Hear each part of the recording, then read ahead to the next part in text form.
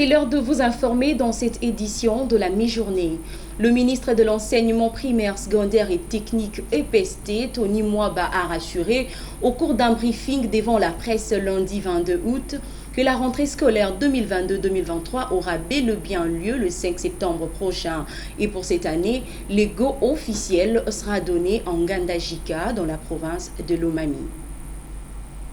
La montée de la délinquance juvénile à Kinshasa et dans certaines grandes villes de la République démocratique du Congo constitue un vif sujet d'inquiétude au quotidien.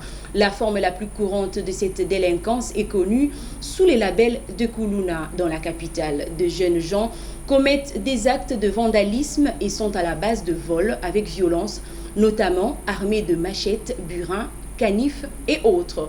Le communicateur de la NOGECO, David Debea, nous fait le point sur ces fléaux.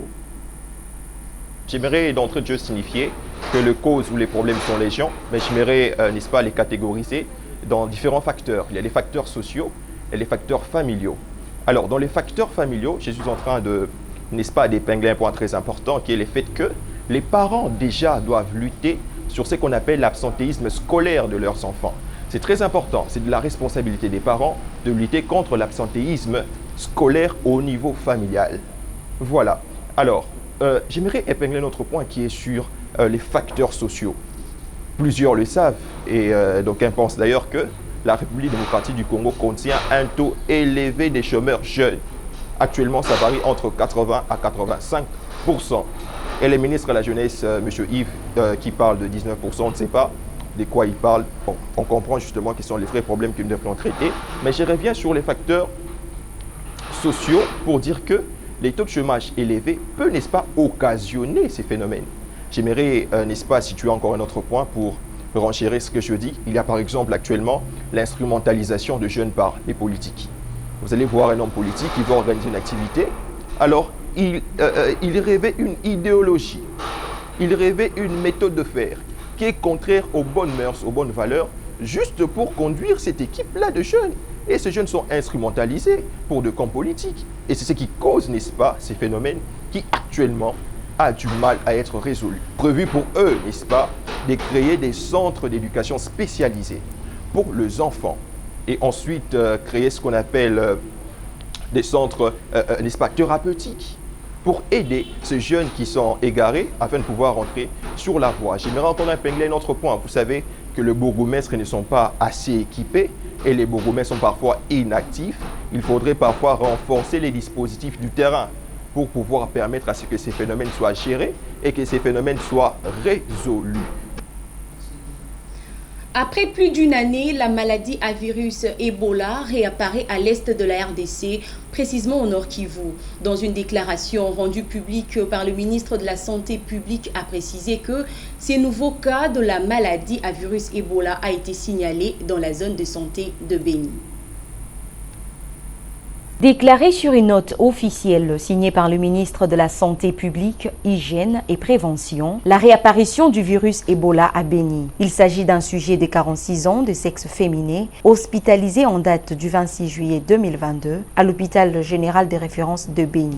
Il est décédé dans un tableau de détresse respiratoire sur un terrain d'immunopression VIH-tuberculose en date du 15 août 2022 aux soins intensifs à Béni. Face à cette résurgence de l'épidémie d'Ebola, des équipes sont déjà à pied d'œuvre pour riposter contre la dite maladie, rajoutent ces documents. Cependant, les autorités appellent la population de la province du Nord Kivu à s'impliquer dans la réponse aux côtés des équipes des ripostes sur le terrain.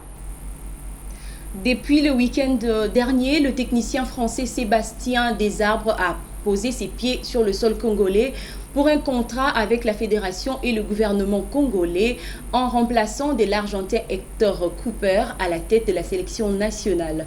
Le contrat est basé d'abord sur la qualification de Léopard à la prochaine Coupe d'Afrique des Nations qui se tiendra en Côte d'Ivoire l'année prochaine, mais le délai de ces contrats n'est pas encore connu. Bavon Tondé. Après le passage du sélectionneur argentin Raúl Hector Cooper à la tête de la sélection nationale de la République démocratique du Congo, c'est le tour du sélectionneur français Sébastien Desarbres À 46 ans d'âge, il saisit l'opportunité de diriger les Léopards de la République démocratique du Congo chez le Monsieur A. En ce moment si morose de cette sélection qui vient de perdre son ticket pour les prochains mondiaux qui va devoir se jouer au Qatar l'an prochain. Sébastien Desarbres a foulé ses pieds à Kinshasa depuis les week-ends de la semaine dernière, accompagné de son manager Fes Bali pour signer de manière officielle un contrat avec le gouvernement congolais et la fédération en charge du football congolais où le délai n'est pas encore déterminé. L'ancien patron du FC Charmois-Niortais peut s'installer à Kinshasa selon les entendements des clauses de son contrat. La Fédération congolaise de football a martelé et sur la résidence du nouveau sélectionneur des Léopards à Kinshasa, question de ne pas rebondir aux mêmes problèmes rencontrés avec l'Argentin Hector Cooper. Parmi les missions lui assignées aux techniciens français, les qualifications des fauves congolais à la prochaine Coupe d'Afrique des Nations qui se jouera en Côte d'Ivoire 2023, signalant que l'équipe nationale de la République démocratique du Congo s'est déjà lancée aux éliminatoires de la CAN. Elle a dans son gibestière 2 matchs perdus. L'actuel sélectionneur des Léopards, Sébastien Desarbres, a les devoirs de soigner les blessures des fauves congolais pour se relancer à la course des qualifications. Toujours en sport, en Premier League, Manchester United a battu Liverpool par un score de 2-1. Malgré les punaies absences de Cristiano Ronaldo, les hommes d'Eric Ten Hag ont fait l'essentiel pour arracher 3 bons points au poulain de Jürgen Klopp. Bavon Tondé toujours pour les commentaires. Dès ce week-end, du côté des hommes de Jürgen Klopp, on affiche déjà un retard de 4 points sur Manchester City après un nul, 2 buts partout face au Fulham lors de la première journée et puis un contre. Le choc du Premier League, le championnat national de l'Angleterre, s'est déroulé hier où le Liverpool a perdu le match face au Man United de 2-1. Pour les deux équipes, ces matchs constituent peut-être la dernière façon d'éviter la crise. Car si le début de Liverpool est très poussif avec 2 matchs nuls lors de 2 premières journées, celui de Manchester United est chaotique. Après 2 journées, le club cher à Sir Alex Ferguson pointe à la dernière place du championnat après une première défaite contre Brighton lors de la première journée et la claque infligée par Brentford 4-0 lors de la deuxième journée. Si les Puneka Cristiano Ronaldo semblent plomber le vestiaire, les Mancuniens se doivent de réagir dès ce week-end. Du côté des hommes de Jürgen Klopp, on affiche déjà un retard de 4 points sur Manchester City après un nul, 2 buts partout face au Fulham lors de la première journée et puis un but partout contre Crystal Palace.